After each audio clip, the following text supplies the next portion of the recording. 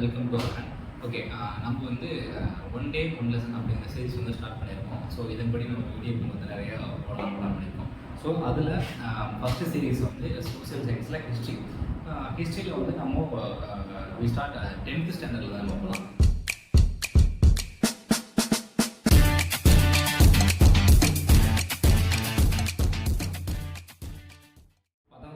சமய சீர்திருத்த இயக்கங்கள். ஸோ இதுதான் நம்ம பார்க்க போகிறோம். இதில் வந்து நிறையா தெரிஞ்சிக்க வேண்டிய முக்கியமான நபர்கள் நிறைய பேர் இதில் வருவாங்க.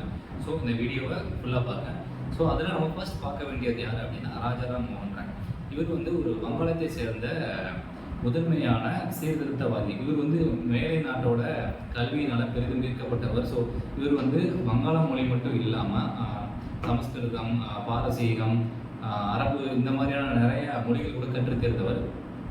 இவருக்கு வந்து சதி என்னும் போது உடன்கட்டை ஏறும் பழக்கம், அதாவது அந்த கணவர் இறந்ததும் அவர் மனைவியை வந்து நெருப்பத்தட்டி கொள்கிற அந்த உடன்கட்டை ஏறும் பழக்கத்தை வந்து ரொம்ப எதிர்த்த ஒரு நபர், அது பிடிக்காத ஒரு நபர். இதுக்கு சில காரணங்கள் அவருக்கு அவரோட பீரியடில் அதுக்கு பிடிக்காத காரணங்கள் நிறைய இருந்தது. ஸோ இது வந்து அவர் இது கண்டிப்பாக ஒழிக்கணும் அப்படின்னு நிறையா பாடுபட்டார். அந்த டைமில் இவர் வந்து 1828ஆம் ஆண்டு வந்து ஒரு அமைப்பை உருவாக்குறாரு. அந்த அமைப்பு தான் வந்து பிரம்ம சமாஜம். இந்த பிரம்ம சமாஜத்தை உருவாக்கி அவர் வந்து கல்கத்தாவில் வந்து ஒரு கோவில் ஒன்று கட்டுறாரு. கோவிலை கட்டிட்டு அவர் என்ன சொல்றாரு அப்படின்னா, மூட நம்பிக்கைகள் வந்து ஒழிக்கப்படணும், உருவ வழிபாடு இருக்கக்கூடாது அப்படிங்கிறத அவர் முன்வைக்கிறாரு. அதன்படி என்ன ஆகுது அப்படின்னா, இந்து மறைநூல்கள் அனைத்தும் வந்து ஒரு கடவுள் கோட்பாட்டை சொல்லுது அப்படிங்கிறத அவர் முன்வைக்கிறாரு. அந்த கோயில் கட்டி உருவ வழிபாடை ஒழிச்சிட்டு வந்து மத நம்பிக்கைகள், மூட நம்பிக்கைகளை ஒழிக்கணும்னு சொல்லி அவர் பாடுபடுறாரு. அதே டைமில் வந்து என்ன ஆகுது அப்படின்னா, அந்த சதி ஒழிப்புக்காக சட்டம் இயற்றப்பட வேண்டும் அப்படிங்கிறதுக்காக என்ன ஆகுது அப்படின்னா, ஆங்கிலேயர்களுக்கு அந்த டைமில் ஆங்கிலேயர்கள் ஆட்சி செஞ்சது காலத்தினால ஆங்கிலேயருக்கு நிறைய கடிதங்கள் எழுதி அனுப்புகிறாரு. அந்த பீரியடில் இருந்த ஒரு ஆளுநர் தான் வந்து வில்லியம் பெட்டிங்க்ரோ. இவர் வந்து 1829ஆம் ஆண்டு சதியை ஒழிச்சு ஒரு சட்டம் ஒன்று இயற்றாரு. இதுக்கு பெரிய பங்கு வகிச்சது யார் அப்படின்னா ராஜாராம் மோகன் ராய் தான். அவர் வந்து 1833ஆம் ஆண்டு இறந்து போயிறாரு. காலமானதுக்கப்புறம் அந்த பிரம்ம சமாஜமான அமைப்பை வந்து யார் பார்த்துக்கிறா அப்படின்னா மகரிஷி தேவேந்திரநாத் தாகூர்.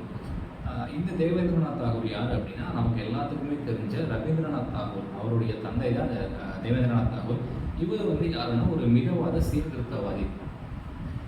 இவர் அந்த அமைப்பை பார்த்துட்டு இருந்த காலத்தில் 1857ஆம் ஆண்டு வந்து கேசவ் சந்திரசேன் அப்படிங்கிற ஒருவர் வந்து அந்த அமைப்புல இணையிறாரு.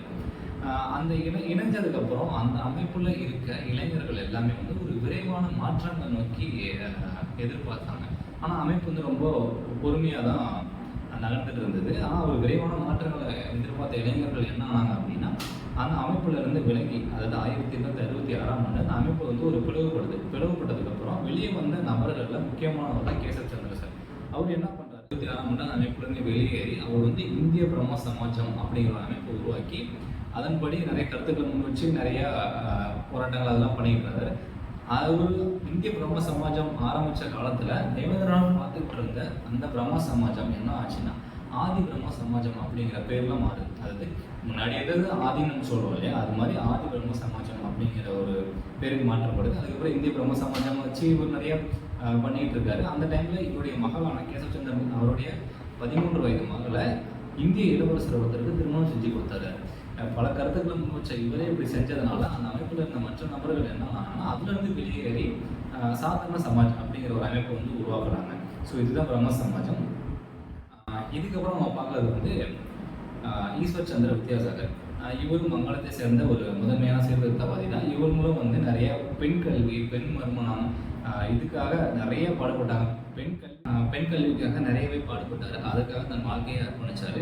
அந்த டைமில் வந்து இவர் தலைமையேற்று நடத்தின பல இயக்கங்களின் காரணமாக 1856ஆம் ஆண்டு விதவை மறுமண சட்டம் வந்து இயற்றுறாங்க.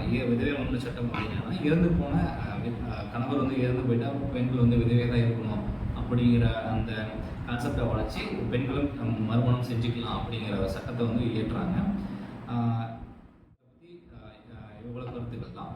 ஸோ இதுக்கப்புறம் இன்னொரு அமைப்பு வந்து உருவாகுது. அந்த அமைப்பு என்னன்னா பிரார்த்தனை சமாஜம். இந்த பிரார்த்தனை சமாஜத்தை யார் உருவாக்குறா அப்படின்னா ஆத்மராம் பாண்டுராங் அப்படிங்கிறவர் தான் வந்து இந்த பிரார்த்தனை சமாஜத்தை உருவாக்குறாரு.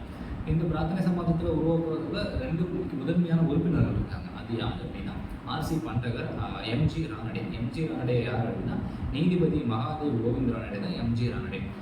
இந்த 2 பேருமே சேர்ந்து என்ன பண்ணுறாங்க அப்படின்னா சதி ஒழிப்பு, சாதி மறுப்பு, சமபந்தி, சாதி மறுப்பு திருமணம், பெண் கல்வின்னு சொல்லி நிறைய விஷயங்களுக்கு 2 பேரும் சேர்ந்து பாடுபடுறாங்க. அந்த டைமில் எம்ஜி ரானடே என்ன பண்ணுறாரு அப்படின்னா விதவை மறுமண சங்கத்தை உருவாக்குறாரு. 1861ஆம் ஆண்டு வந்து விதவை மறுமண சங்கத்தையும், 1870ஆம் ஆண்டு வந்து பூனே சர்வஜனிக் சபா அப்படிங்கிற ஒன்றையும், 1884ஆம் ஆண்டு தக்கான கல்விக் கழகம், இந்த 3ஐயுமே வந்து யார் எம்ஜி ரானடே உருவாக்குறாரு. பிரார்த்தனை இந்தியாவில் இருக்கிற பஞ்சாபில் உருவாகின இயக்கம் வந்து நிறைய சீர்திருத்தங்களுக்கு வந்து முன்னாடி நின்று குரல் கொடுத்த ஒரு இயக்கம். இந்த இயக்கத்தோட பேர் வந்து ஆரிய சமாஜம். இது யார் உருவாக்குறா அப்படின்னா 1875ஆம் ஆண்டு கங்கை சமவெளியில் சுற்றித் திரிந்த ஒரு நபர். அவர் யார் அப்படின்னா சுவாமி தயானந்த சரஸ்வதி. சுவாமி தயானந்த சரஸ்வதி தான் வந்து 1875ஆம் ஆண்டு வந்து ஆரிய சமாஜத்தை உருவாக்குறாரு. ஆரிய சமாஜத்தை உருவாக்கிட்டு இவர் என்ன பண்ணுறாரு அப்படின்னா மக்களுக்கு பல கருத்துக்களை வந்து முன்வைக்கிறாரு. அதுக்காக பஞ்சாபில் தங்கி அவர் வந்து ஒரு நூல் எழுதுறாரு. அந்த நூலோட பேர் தான் சத்யார்த்த பிரகாஷ். இந்த நூல் வந்து மக்கள் பலராலும் படிக்கப்பட்ட நூல். வந்து இவரும் வந்து குழந்தை திருமணம், விதவை மறுமணம், பெண் கல்வின்னு சொல்லி நிறைய விஷயங்களுக்காக பாடுபட்டார். இதை தாண்டி அவர் என்ன பண்ணுறாரு அப்படின்னா இவருமே வந்து உருவ வழிபாடு, ஒரு கடவுள் கோட்பாடு, உருவ வழிபாடு ஒழிக்கணும், ஒரு கடவுள் கோட்பாடு தான் சொல்லி இவருமே முன்வைக்கிறாரு. அதுக்கப்புறம் வந்து இவர் என்ன பண்ணுறாரு அப்படின்னா இந்து மதத்திலிருந்து மதம் மாறிய, அதாவது இஸ்லாம் மதத்துக்கும் கிறிஸ்துவ மதத்துக்கும் மாறின இந்து மக்களை திரும்ப தன்னுடைய மதத்துக்கு அழைப்பதற்காக இவர் ஒரு இயக்கத்தை உருவாக்குறார். அந்த இயக்கம் பேர் வந்து சுத்தி இயக்கம்.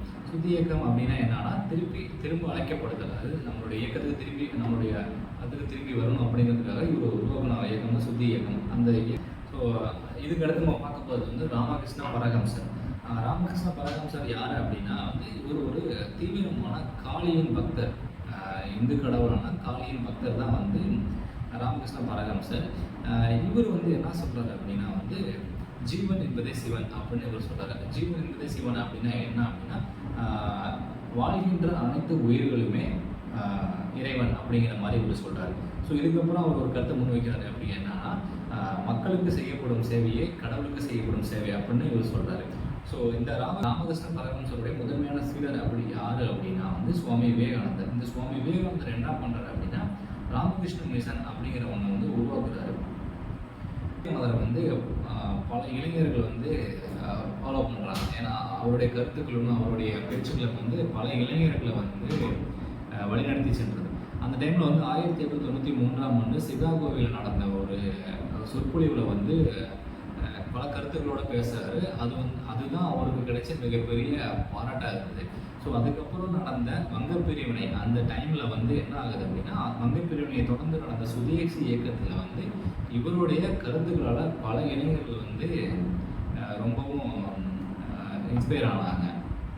ஸோ இதுக்கப்புறம் நம்ம பார்க்க போகிறது அதை தொடர்ந்து நம்ம பார்க்க போகிறது என்ன அப்படின்னா பிரம்மஞான சபை. இந்த பிரம்மஞான சபையை வந்து யார் உருவாக்குனா அப்படின்னா மேடம் ஹெச்பி பிளவட்ஸ்கி மற்றும் ஹெச்எஸ் ஆல்காட். இவங்க வந்து 1875ஆம் ஆண்டு வந்து அமெரிக்காவில் இந்த இயக்கத்தை உருவாக்குறாங்க. அமெரிக்காவில் இந்த இயக்கத்தை உருவாக்குனதுக்கப்புறம் 1886ஆம் ஆண்டு இது சென்னை அடையாருக்கு மாற்றப்படுது. இந்த பிரம்மஞான சபை வந்து என்ன சொல்லுது அப்படின்னா இந்து மத நூல்களான உபநிடதங்கள், பகவத்கீதையை வந்து படிக்கிறதுக்கு மிகவும் உற்சாகம் ஊட்டியது. இந்தியாவில் புத்த மதம் வந்து புற்றுயிர் பெற்றதில் இந்த பிரம்மஞான சபை வந்து மிகப்பெரிய பங்களிச்சது அப்படிங்கிறது தான் ரொம்ப முக்கியம். இந்த மேடம் ஆல்காட்டோட மறைவுக்கு பின்னாடி இந்த அமைப்புக்கு யார் தலைமையேற்கிறார் அப்படின்னா வந்து மேடம் அன்னிபெசன்ட் அம்மையார் தான் வந்து இந்த அமைப்புக்கு வந்து தலைமையேற்று இந்த அமைப்பை வந்து நடத்திட்டு இருக்காங்க. இவங்க வந்து இந்திய மக்களுக்கு நிறைய நன்மைகள் செஞ்சுருக்காங்க. அந்த விதத்தில் நம்மளுடைய கருத்துக்களை நமக்காக நிறைய போராட விதத்துக்காக இவங்க வந்து அவருடைய கருத்துக்களை வந்து நியூ இந்தியா காமன்வெல்த் அப்படிங்கிற அவங்களுடைய செய்தித்தாள் மூலமாக பல கருத்துக்களை வந்து முன்வச்சாங்க இந்திய மக்களுக்காக. அதனை தொடர்ந்து நம்ம இப்போ என்ன பார்க்க போகிறோம் அப்படின்னா சாதி ஒழிப்பு இயக்கங்களில் மிகவும் முக்கியமானவங்க யார் அப்படின்னா ஜோதிபா பூலே. ஜோதிபா பூலே என்ன பண்ணுறாரு அப்படின்னா ஒடுக்கப்பட்ட மக்களுக்காக முதல் பள்ளியை வந்து அவர் திறக்கிறார். ஒடுக்கப்பட்ட மக்களுக்கான முதல் பள்ளியை திறந்தது யாருன்னா ஜோதிபா பூலே. ஜோதிபா பூலே அந்த பள்ளியை திறந்ததுக்கப்புறம் என்ன பண்ணுறாரு அப்படின்னா உண்மை நாடுகள் சங்கம் அப்படிங்கிற ஒரு அமைப்பை உருவாக்குறாரு. அதுக்கப்புறம் என்ன பண்ணாருன்னா, இவர் வந்து பெண் கல்வி இந்த மாதிரி ஒடுக்கப்பட்ட மக்களுக்கான பிராமணர்களோ இந்த மாதிரி நிறைய விஷயங்களுக்காக பாடுபடுறாரு. அந்த டைமில் இவர் எழுதின நூல் தான் வந்து குலாம்கிரி அப்படிங்கிற நூலை வந்து எழுதுறாரு. ஸோ இதுக்கப்புறம் அடுத்து நம்ம பார்க்க போகிறது வந்து யாருன்னா நாராயணகுரு. நாராயணகுரு வந்து என்ன பண்ணுறாருன்னா, இவரும் ஒரு சாதியை ஒழிக்கிறதுக்காக நிறைய பாடுபட்டார். இவர் வந்து நாராயணகுரு என்ன பண்ணாரு, இவர் ஒரு அமைப்பு உருவாக்குறாரு. ஸ்ரீ நாராயண தர்ம பரிபாலன யோகம் அப்படிங்கிற அமைப்பை உருவாக்குறாரு. ஸோ அதுக்கப்புறம் நம்ம பார்க்க போகிறது யார் அப்படின்னா ஐயங்காளி. ஐயங்காளி என்ன பண்ணுறாருன்னா, அவரும் இந்த மாதிரியான ஒரு சாதி ஒழிப்புக்கு போராடின நாராயணகுரு மாதிரி ஒரு சாதி ஒழிப்புக்காக போராடின ஒரு நபர் தான். இவர் ஒரு அமைப்பு உருவாக்குறாரு. இந்த அமைப்போட பேர் வந்து சாது ஜன பரிபாலன சங்கம். நாராயணகுரு உருவாக்கின இயக்கத்தோட பேர் வந்து ஸ்ரீ நாராயணத்தோட தான் நம்ம பார்க்க போகிறது என்னன்னா இஸ்லாமிய சீர்திருத்தங்கள். இஸ்லாமிய சீர்திருத்தங்களில் வந்து நம்ம தெரிஞ்சுக்க வேண்டிய விஷயம் என்னன்னா அலிகர் இயக்கம். இந்த அலிகர் இயக்கத்தை யார் உருவாக்கணும் அப்படின்னா வந்து சர் சையத் அகமது கான். இவர் தான் வந்து உருவாக்குறாரு. இவர் உருவாக்கிட்டு என்ன பண்ணுறாரு அப்படின்னா வந்து மத்திய ஆங்கில ஓரியண்டல் கல்லூரி அப்படிங்கிற ஒரு கல்லூரியை வந்து இவர் விடுவிடாரு. இது வந்து முஸ்லீம் மக்களுக்கு மிகவும் பயனுள்ளதானது.